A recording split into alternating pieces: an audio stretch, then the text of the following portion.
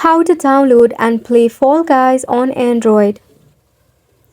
Hello and welcome to the channel everyone. Let's get right into this quick and easy tutorial. To begin with, you actually have to launch your browser so that you can get yourself your Epic Games Store first and foremost. This is because neither of your Epic Games Store nor your Fall Guys is available for your Play Store or App Store. So first step, launch a preferred browser in your device. Then in the search bar, you need to search for store.epicgames.com or type in epic.download. After which you will see the button install on Android.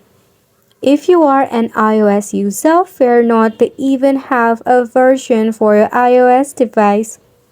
You need to click on the install on Android button. Then after the installation is successful, you will find the Epic Games app in your desktop. Now launch your Epic Games Store in your device. Over here you will find your Fortnite, Fall Guys, Rocket League and more. To install your Fall Guys, just tap on the install button next to it.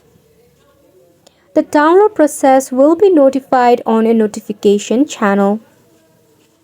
Once installed successfully, you can launch and enjoy your Fall Guys on your Android or iOS device. Wasn't it simple?